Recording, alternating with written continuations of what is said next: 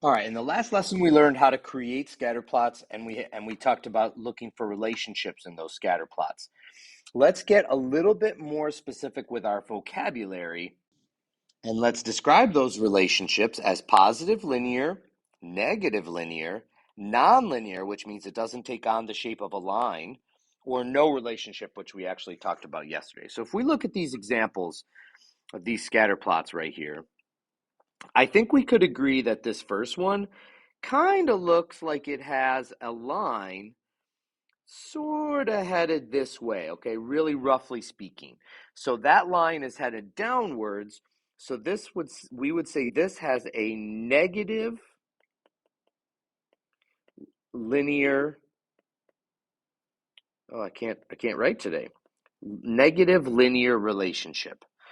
Whereas this one right here next to it, this kind of looks like it's headed upwards. I think we can agree on that. So this one I would describe as a positive. So just like slope, if it's heading down, it's negative. If it's heading up, it's positive.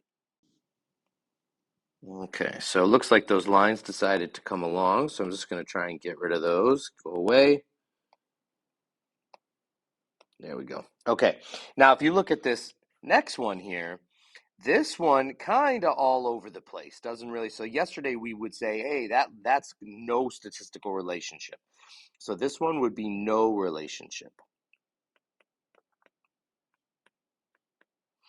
Now this last one kind of looks like it has a pattern, but that pattern doesn't really look like a line. It kind of looks like it goes down and then it goes up. And these aren't open to interpretation. So, but I would say that that's probably a curve. And so since it's a curve, we would say that that's nonlinear.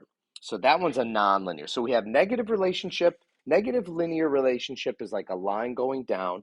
Positive linear relationship is like a line going up. So like these first two.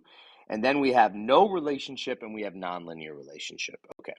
So let's talk about something else too. So while we're at it, analyzing these scatter plots, let's talk about something too. So we have clusters and we have outliers. Okay, so cluster is a group of points or a cloud of points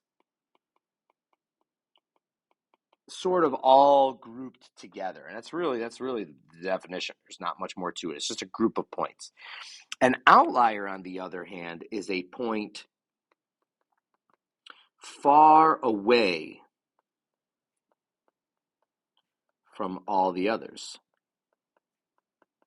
That's an outlier. So if we look at this scatter plot right here, we would probably say that so this is about elk, and we're looking at the chest girth versus their weight. I don't know, our modules comes up with this stuff. But if you look here, you would say that there's kind of like a group of points right here, there's a group of points right here, and there's a group of points right here. So it looks like there's like maybe 3 clusters. And then there's this little guy right back here all by himself. We would call him an outlier. So how do we write that down? Okay, so the first cluster that we see, I'm going to highlight it in red just so that we can keep this straight. So let's say that this is our first cluster right here. So we would say that there's a cluster between,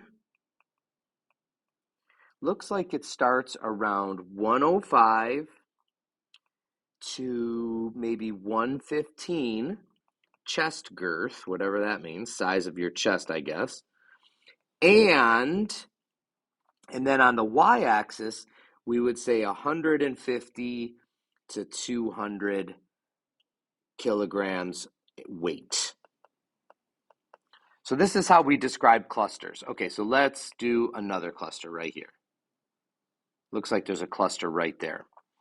So that one we would say between, let's see, where does that one go? It starts around 120 and goes to maybe 145-ish chest girth.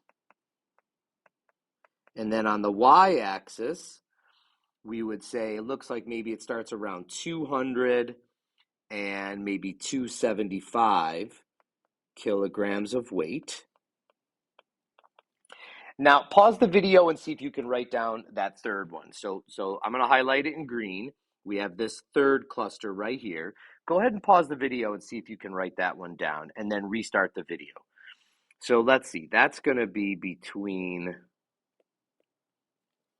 looks like on the x-axis, maybe around 150 or 155, and goes to maybe 160 or 165, somewhere around in there. Doesn't have to be exact.